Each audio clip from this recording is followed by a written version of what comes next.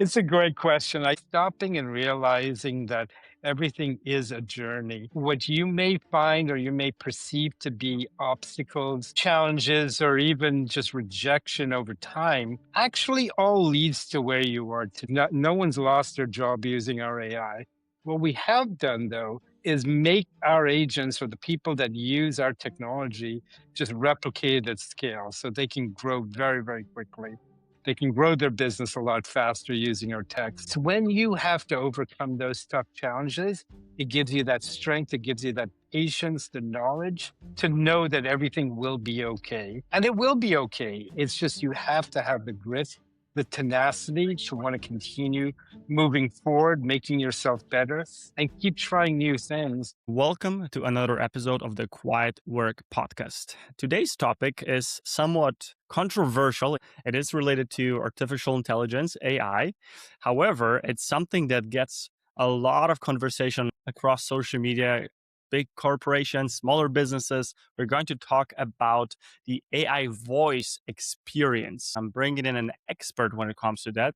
Tariq, please introduce yourself and tell us about the company you represent. We'll start with that. Great. Well, thank you, Matt. Thanks for the opportunity to be here and speak with you. So I'm the CEO of a company called BrainCX AI. We're a conversational voice AI platform, and we're in the business of providing great customer experience utilizing our really high intent and high quality voice AI technology. And we've built this platform to really provide world class service to high trust environments. Think about healthcare, think about higher education, maybe even travel and insurance. And what we do is we build based on what we call the science of human communication, where we replicate the attributes of the best people that do this, the best agents in your organization, as an example. And we replicate the word choices, the cadence, just all the various attributes that make that a great conversation so that we can replicate that at scale. And that's what we do. And this is very new, emerging technology. It's still evolving every day, utilizing AI. But one of the things I'd love to get across to your audience, who I know will probably talk about this, is around the fear about AI taking over and AI taking jobs. What I'm most proud of is that our AI tech has really not done that. No one's lost their job using our AI. What we have done, though, is make our agents or the people that use our technology just replicate it at scale so they can grow very, very quickly. They can grow their business a lot faster using our tech. So I think that's the way to think about what we do and how we can really augment the experience of many businesses with the existing workforce that they have. I So love hopefully it. Yeah, that's a good start. Yeah. yeah, that's a great positioning, and the last part of your positioning here caught my attention because I saw this video going around of this actor, I believe Ben Affleck, who's talking about AI. He was asked about AI replacing screenwriters, replacing everyone in his industry, movie producing, and obviously the creative world, and he positioned AI as just a tool, not a really a threat to replace everyone. And all of a sudden we have 5 billion or 6 billion people that are unemployed and they have no idea Yeah. what they can do, but actually a tool. And as you've mentioned, this is a great tool that can help corporations provide excellent customer experience. And I love the fact that you added the science or build it based on the science of communication, which is Yes. a science that I'm very, very curious about. And yeah, glad to hear it. But before we dive into the nitty gritty, why don't you tell us about the name origination, Brain CX? Where does the brain part from it Yeah. in it come from? That's a great question. Well, obviously, CX stands for customer experience. It's a pretty common term in this industry, but the brain side of it is we really wanted to marry the intelligence that comes from the artificial intelligence side of the business with the experience. And so it was really a convergence of those two attributes, really thinking about differently how you can provide just amazing customer experience. So it was the merging of those two names that came together. So there's a lot of toolkits that are out there, a lot of different solutions, but I think what separates Brain CX and where the name comes from is really because we come with extensive CX and domain expertise. We've done this for over 35, 40 years, each of us. So we really understand the business quite well. And so I I think love the it. name represents what our background comes from. Now it makes sense. You've mentioned collective experience of 3 to 4 decades. Could you share a little bit more about your experience? How did you end up starting or getting to the AI and starting BrainCX? What did you do before? Yeah, it's interesting. I've spent my entire career in the contact center industry in certain working on behalf of companies or working within the industry. Going all the way back, how I got into this was working at Citibank, needing a part-time job while I was going to college, and worked in a call center for the bank. And through that experience, my career grew and grew, and I had the opportunity of actually being the founder of one of the very first offshore outsourcing companies in India back in 1999. The Now, very success. Yeah, a while back. So I was one of the first companies that built this. It's a publicly traded company today. They've done exceptionally well. And that company has evolved over time. But where we were a pioneer and founder of one of the very first offshore businesses, I've stayed in that industry. And over time, I've worked in places like Dubai, working for contact center businesses, and then had the opportunity to go to JP Morgan in the Philippines, building their mortgage service business there. We had over 5,000 employees for various aspects of the bank running call centers. Later on, when I came back to the States, I worked for Apple for a number of years, building large scale tech support centers for them all over the world. And so, this has been the business that I've been in. Um, and I've worked for a number of other firms in the US building really what we would call world-class call centers. I realized, though, several years ago that, the industry has changed a great deal. And many brands have done a great job, if you will, or a bad job, however you want to think about it, of distancing themselves from their customers. And mm, what I mean by that is that they're using and deploying all these strategies that so-called they're thinking that it helps lower their costs in some way. But what it does is has created a lot of friction between a customer and a brand. If you think about these bad experiences you've had trying to use a dumb chatbot or navigating what's known as an IVR, which is the press one, press two. It's a horrible experience. No one likes it. We can all agree on that. And we're so proud of the fact that we are the IVR killers. We've gotten rid of that. And about a year and a half, 2 years ago, we decided to transition our business from the outsourcing of human agents to leveraging this AI technology. And we started building the platform. Quite honestly, much of what we do today just was not possible 2 years ago because the technology just didn't exist. And now, at the rapid pace as AI has evolved, we've been able to take the best of those attributes and build this orchestration platform that allows us to deliver a really engaging voice AI experience. And so that's sort of the genesis of my background, having worked for large major brands, JP Morgan. At JP Morgan, we actually won the JD Powers Award for customer service. So that type of experience really showcased that my experience and my team's experience really comes from high quality brands that are very well respected. I would think that many of us would agree that Apple is known for service and their brand reputation. So it's those types of companies that really are the pedigree of what we've built today. absolutely. Excuse me. I agree with everything you just said, and especially the last part where it always amazes me. We have this beautiful street here where we live. It's called the Rodo Drive of the Desert. It's called El Paseo, actually called El Paseo. And there is obviously nice, all kinds of nice restaurants, fine dining restaurants, stores, boutique stores, and there's an Apple store. And every time everything else is closed because of national holiday or whatever, Apple is there and Apple's there open serving their customers, and there's always a huge line outside, inside. Sometimes in the summertime, we get to 100, the season of the 120s here in the desert.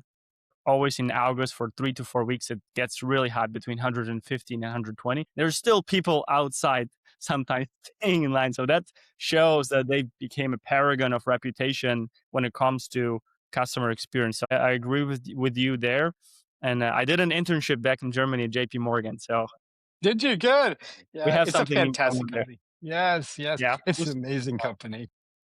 Absolutely. It was fun. Back to BrainCX, who do you primarily build it for? Who do you serve, in other words? What are the type of companies, or maybe there's only a handful of companies that you want to serve, those Yeah. large corporations, or do you also try to Right. build something for smaller ones? No, so our business is think about anyone that needs a really high security or high trust environment where your reputation, like an Apple, right, where they pride themselves on the image to their customers, their brand reputation, if you will. So we really focus on providing or servicing high trust, high quality type companies.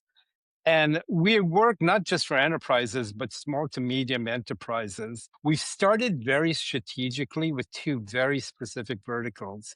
Higher education, think about universities where a student is making a lifetime decision of, sometimes these degrees could be upwards to 70, $80,000 a year. That's a very high stakes decision, right?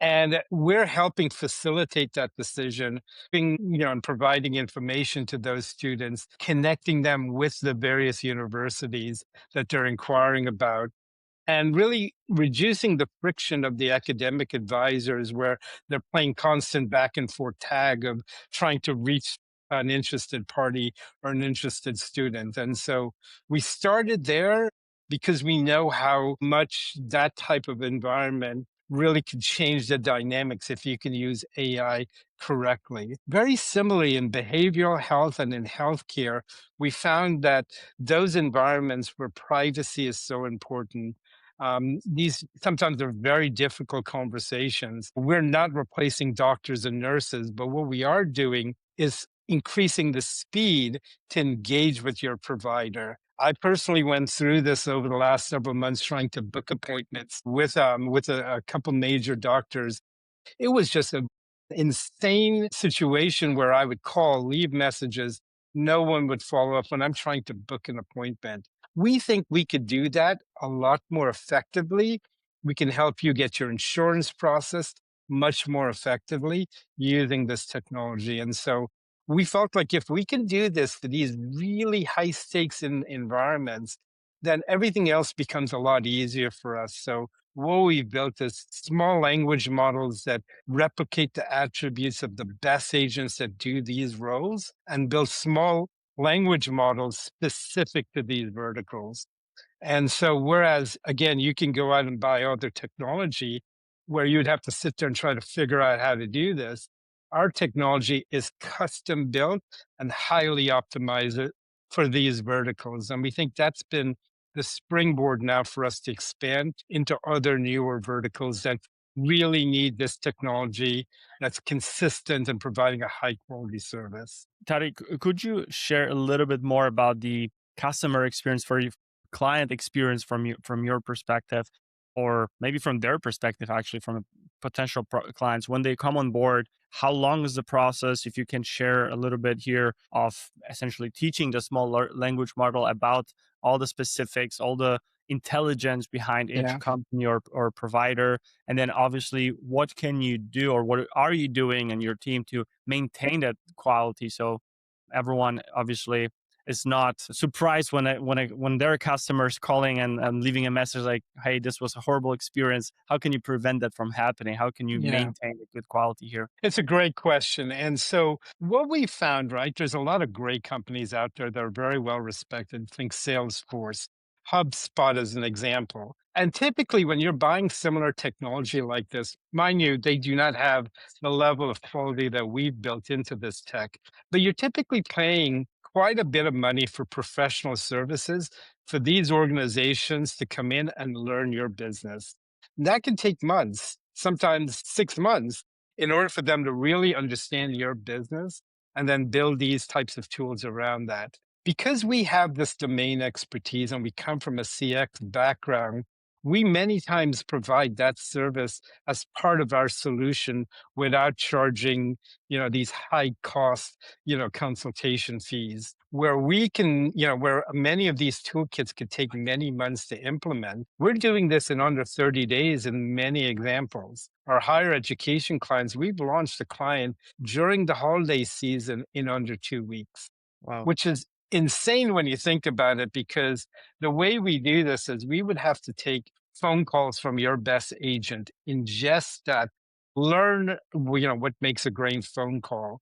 We then ingest all the training manuals that the company would typically put their human agents through, and then build this use case. We do a lot of quality assurance testing. We figured out that there's many ways that someone may ask a question, right? You may have an angry customer, an upset customer, a slow talker, all these different ways that people engage. And we built a very unique QA tool that can test thousands of these scenarios in minutes. And so we've been able to build a solution that can be deployed very quickly with high competency. But that's just the beginning. The system is continuously learning. It's listening to every engagement. It's scoring, hey, was that a good outcome?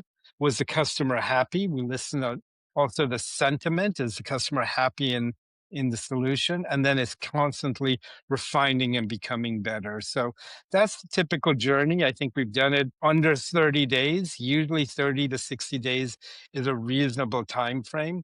And that's a lot quicker than what we've seen in many use cases where these firms have to come in and learn your business. We're coming in already with a deep understanding because we come from those industries. That makes sense. And how do Yeah. you essentially? I'll be curious to hear if you have your clients or maybe someone on your team call in for to test, essentially find out if you would be acting as a challenging customer, someone who calls in. What will be the reaction? How will that voice agent handle it? Do you do any exercises Yeah. like?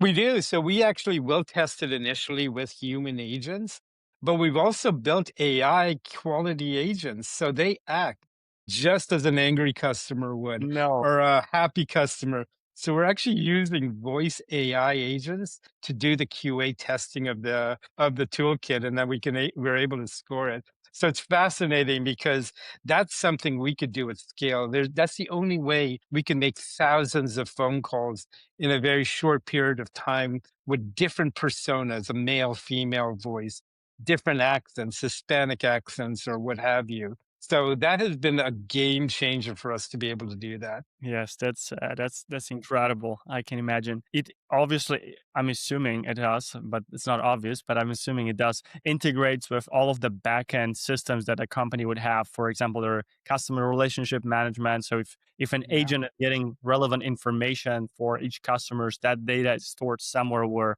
a human can have access to and Yes. essentially make sure that they provide the right essentially solution for each person that calls Yeah. in. Well, let's spend a couple minutes on this topic because I think it's an important one. Anyone that's thinking about leveraging this type of technology or starting an AI journey, I think there needs to be an assessment of your technology stack. Is it prepared to integrate with these types of tools? So we integrate with most of the big names, think Salesforce, HubSpot, most of the telephony platforms that are out there. Inherently, we do that, no issues. Where we have challenges, just to be upfront with you, is when customers have legacy tech where they've not built the webhooks or the API integrations into these technology or to allow us to access so that we can retrieve information or push back info. That's where it could become very challenging. In most cases, because many of our clients are working with very recognized brands that are up to date, not an issue. And we can do that very quickly from an integration perspective. But I think that is singly the reason that this. I'll share a statistic that may scare a lot of people, but I believe it was Gardner that came out last year and said that indicated that 95% of most AI initiatives have failed and have not achieved the ROI that they were expecting. That's a big number. When you hear 95%, why would I even do this? And the reality is that most people don't have the skill set in house to go out and try to implement these solutions. And so, where you can go out and buy a lot of this tech, you don't have trained people in house that knows how to write a prompt or to customize or to test these toolkits. That's where I think BrainCX is very different. We actually do it for you. And so that 5% of success, we can multiply and make it a lot greater because we're already coming in, building it for you and customizing it for your solution. I think that's a very important difference. There's a lot of noise in this industry. People are seeing things that are very inexpensive. And I would challenge individuals to go out and try and test these tools. Because when you start engaging with the platform, you're going to realize quickly how important it is to make that sound as human as possible and to really what we call, again, the science of human communication. That's the piece that we get right. And that's the piece that I think really fundamentally allows us to be successful and to go beyond that 5%. So I share Okay. that because I think your hopefully your audience, they're probably all thinking in some way how to leverage AI in some environment. And I think it's important to really do a check within your own organization. First of all, do you have the technology that can support that? And secondly, do you have the skill set and the people in house that can go out and deploy that? And I think that's where the challenge comes in most cases. I agree with you here as well. There is either companies that use very Microsoft Excel like software and tools that have not Yeah, changed for the last 15, 20 years, that's right. or there are companies that are trying to catch, I guess, to catch the wave of AI, and there's so many new tools, and that all of it leads to confusion. And that statistic is Right. pretty scary, to be honest. But I Yeah, think, or what I see, what's going to happen over the next 5 to 10 years is there will be a role, dedicated role within each company, corporation, or business that will actually be responsible for hunting for the right tools, finding out yeah, how they integrate, how they talk to each other, because that's the biggest challenge that I see every time we analyze any of the businesses, that nothing works together. There's no system behind it. And yeah. if you have so many different tools and they all work individually, but they don't work together, that's going to be a big challenge for sure. And Yes. yeah, so I think that's going to be a very important role within an Yeah. organization. Hunt for those tools and find the right ones. But also, what I wanted to say is that as you explain, and by the way, very well done. You guys have done very good job with the positioning part. The way you explain it, I have to say, this is rather still a very new topic to a lot of us. It's very complicated in some areas, but the way you explain it, and it's so clear and simple to follow and understand. So great Thank job you. to you Thank guys you very there. much. And where I see Brain CX being a front end of very important data. Here's what I mean by that. A lot of companies I see are shifting towards building their brand online, being visible online. It was very, in my opinion, a lot of, and we're not talking obviously about Apple level companies that have hundreds of millions of dollars probably per day to spend on being visible online, but companies that are smaller than that, that the best sort of ideas for your content, the best sort of ideas for your pitch decks, for your brochures, for your expos and anything comes directly from your customers. So if That's you right. have BrainCX or your AI voice agents confronting or speaking with your customers on a daily basis every single day, and they're not getting tired, they can work 24/7, as we know. This is such a good information that once you collect it, obviously you already have AI agents testing your voice Yeah. agents, so you continuously improve that Kaizen element in it. But this can Yeah. be also very relevant for your marketing teams, for your sales teams within the organizations, because once you get that feedback, you hear directly what are the customers saying, what are they struggling with. This is very important for you to leverage in essentially everything that I've just mentioned in your Yeah. building your visibility online, improving all of your assets, and that's how you can serve your customers better in the end. I'm glad you brought this point up. It's a very important one. I will tell you, I consider myself an operator because I've been a call center manager for many years running contact centers. And the single greatest frustration I think we've all faced as operators is the ability to get deep insight into why is the customer contacting us. So I've used many great tools over my career, but the level of analytics and the dashboard reporting that comes from most of these tools are truly lacking. And I say this because when I started looking at some of our competitors and other tools that are out there, they're typically built from a developer mindset. And when a developer builds something, it's very different than building it from a customer experience mindset. And what I found is that we've been able to get very deep insights into the behaviors of why the customers are saying or doing what they do. We understand the buying trends. Here's a very, very easy example. If you're having to follow up and make outbound calls to get in touch with a customer, there are certain times of the day that are better to reach a customer. Inherently, I think we've all may think, lunchtime, evenings, or what have you. But depending on the product that you're selling or or let's say you need to book an appointment for a diagnostic clinic, a good example, one of our customers we're engaged with, they have found that there's certain hours that you can have that conversation.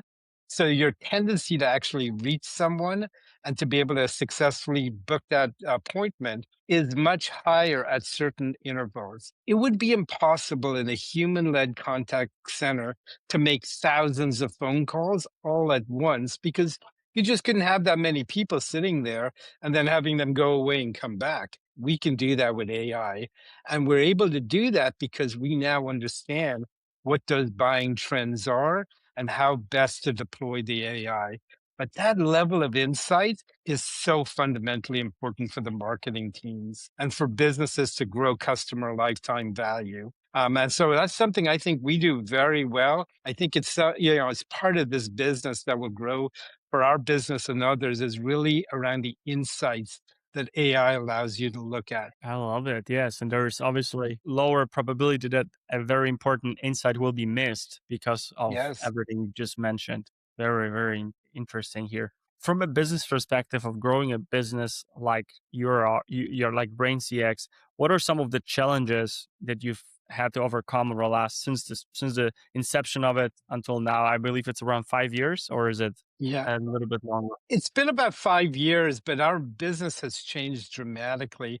Where we were initially what's known as a business process outsourcing business, managing, human-led resources, we are now a SaaS-based AI tool, and that's a very different business. That company is really only about a year and a half to 2 years old. Our biggest challenge has been, there's this tendency, if you think about it from investors and where investors are looking at the latest technology and where to grow that.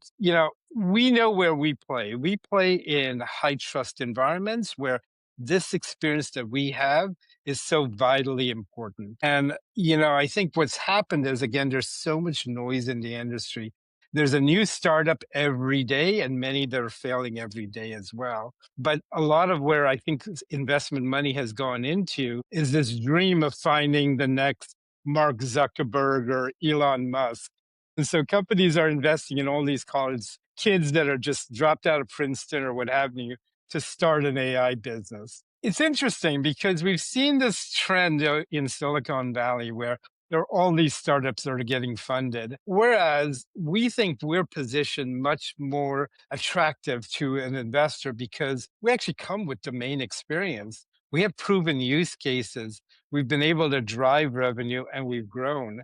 And so we've grown on our own by self-funding and proving the model and really building the use case to show that we've built a sustainable product that can grow. And so I think going back to your question, the biggest challenge has been just how do you cut through a lot of that noise and separate yourself from, maybe the hottest, latest trend or latest gadget or nuance that everyone's thinking about. And so I think we've just stayed focused in what we do really well.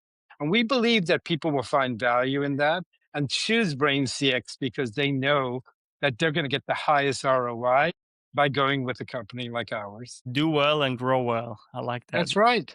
That's right. Pretty much how it is. And yes, Yeah. it's the way you described it. It sounds like there was over the last couple of years there was this new game in a casino, and every gambler is jumping on it and trying to bet Yeah. highest highest stakes because it sounds one every probably 10,000 of those companies will become the next Facebook. Hopefully, it's going to be BrainCX. But yes, it's definitely a wild, wild the West still with those AI, a wave of AI firms out there. Now, what's if you look into the future, what's ultimately the goal for BrainCX? Where do you see it in the next decade or multiple decades from now? I think BrainCX, not that I think, but I know that if we continue to stay very disciplined in ensuring that we have built this infrastructure so that it's scalable, but also with the high security that people know that when they use our tools, there won't be data breaches. We're fully compliant. But more importantly, we want to be known as the solution that provides the best experience, the best CX experience for our customers. I think if we can do that and do that well in several verticals and grow that over time, there's an evolution that this solution will grow as new technology emerges, as the adoption of this technology emerges. I believe that we're well positioned to scale with that. But I think if we stay very focused on what is driving that best interaction with the customer, I think we're going to do very, very well. And, I'll give you a good example. This weekend, I was reading an article. I saw a post in LinkedIn from a very frustrated customer with a rental car agency. That agency chose the firm that they did over Brain6. And I point this out because, I thought a lot about what made that decision happen and what the customer was complaining about. Well, they chose a customer or a brand that had a lot of the bells and whistles, well funded. Again, the same typical, young kids, and they think they know it all. But what the customer was complaining about was very basic steps in a customer journey that was completely overlooked by this brand. That would never happen in an interaction with BrainCX because we understand what great looks like. We understand how to anticipate all those hidden steps that make or drives frustration with a customer. And so I think I go back to if we continue to focus on our CX experience and building the platform around that so it's not driven by developers, but it's built around customer experience and customer service, I think we're going to really exceed and this brand will stand out above everyone else. And I agree with that. Yes, Yeah. it's very rarely that you can preach or not preach, but be open about it online, especially or with your circle, not even online, offline as well, in your Yeah. circle of friends, in your circle of people that maybe you meet on expos, that you can brag about a good customer experience, especially Yeah. when you call in and you don't get a solution you deserve, or when you don't get a solution to a problem that you have and you need to solve, and you have to figure it out, and it adds up to your hours that you spend on it, and hours,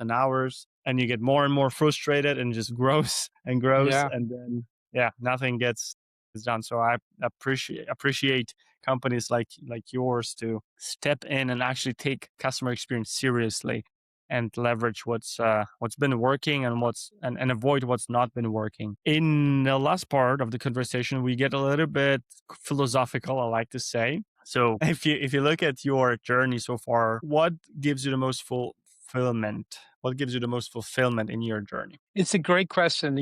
My environment has been built around large scale operations. So, being moving to India back in 1999, I had that opportunity of really building an industry that employed many, many people. And, I am so proud of the fact of the impact that made to that environment. Moving to the Philippines, and JP Morgan is now one of the largest employers in the Philippines. It's changed lives. It has massively changed lives. It's created jobs and opportunity that just didn't exist. And this may sound very strange coming from a guy who's building AI techs I and was about to say. building technology, but I tell you this, what's important in what we're doing now and what I think we can add value to is that this is a very competitive industry today. And businesses that have chosen to keep their heads in the sand and not want to evolve and grow, they're not going to be able to scale. The reality is that costs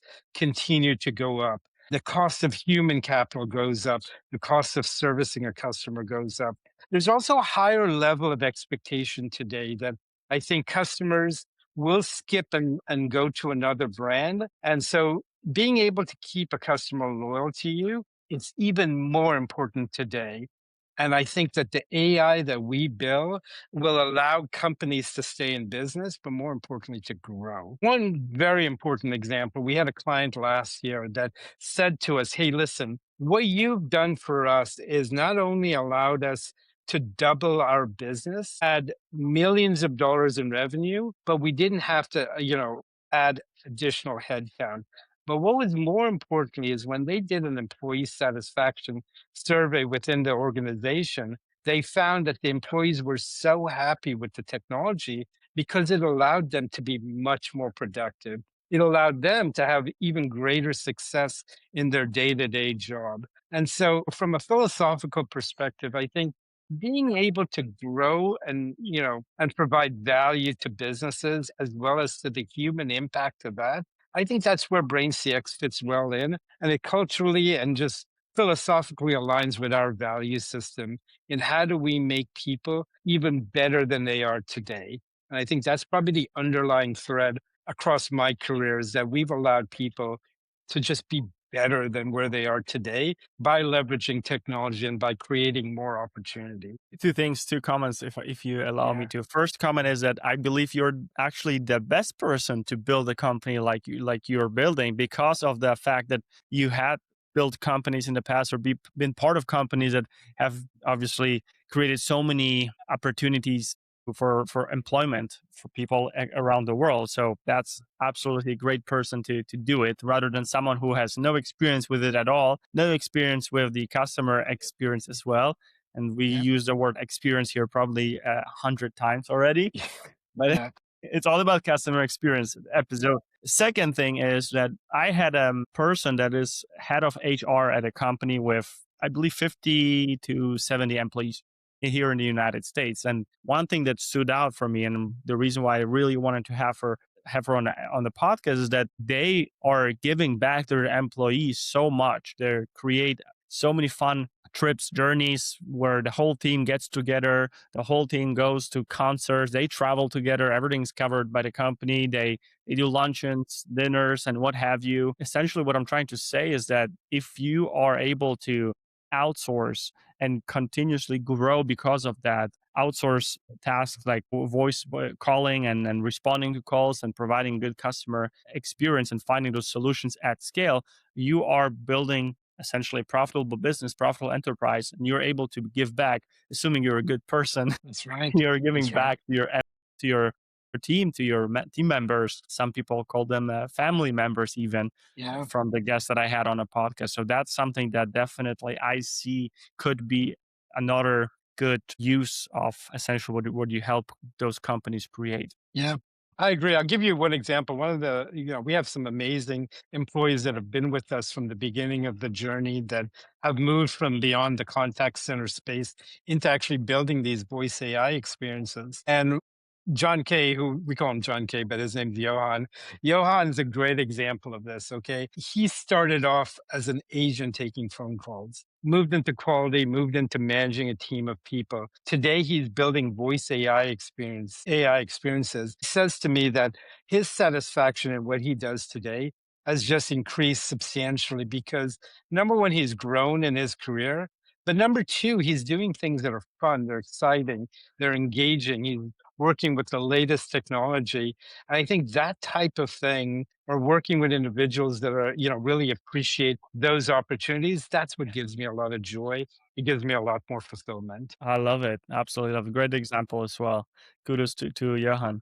And if you had an opportunity, Tariq, to sit across the table from Tariq, who's just starting out, what piece of advice would you share with him? It's a great question. I think, stopping and realizing that everything is a journey.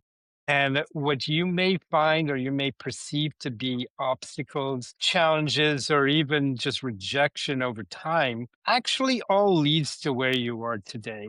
I can go back to experience that I've had, many experiences 20, 30 years ago where I did something that didn't, that I didn't see the benefit from it at the end of the day. And so much of that experience has built me and built the person that I am today.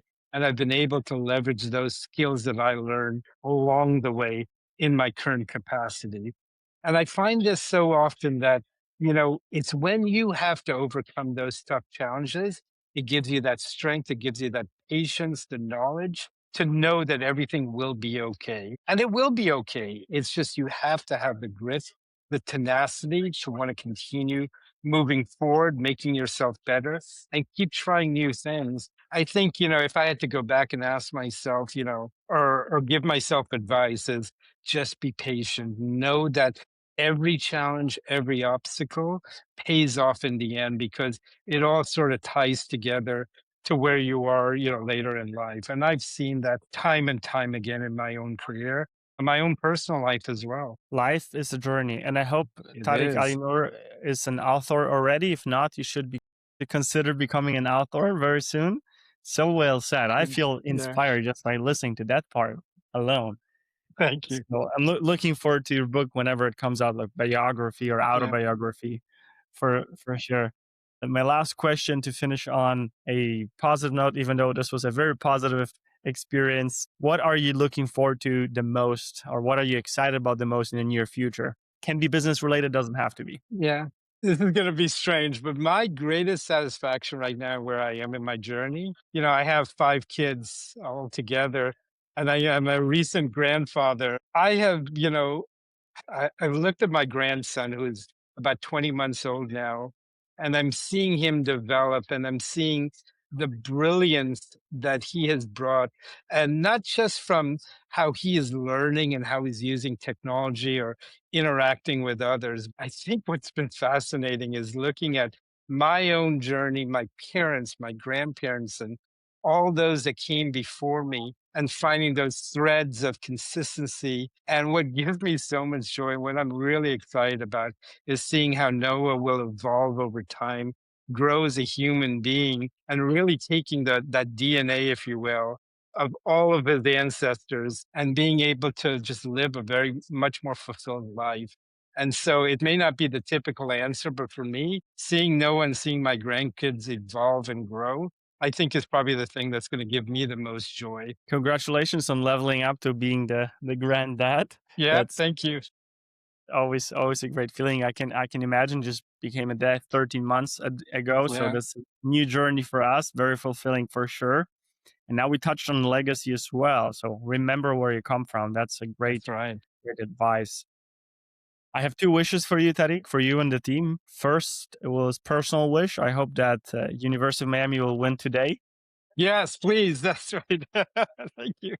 The second wish is that I hope, following the same theme, I hope that I will see BrainCX on one of those commercials during Super Bowl halftime show or after, or during the game Yeah, that'd in be the next awesome. couple of years to come. So I hope that I'll see that logo and I'll be saying, "Hey, I know the founder of the company.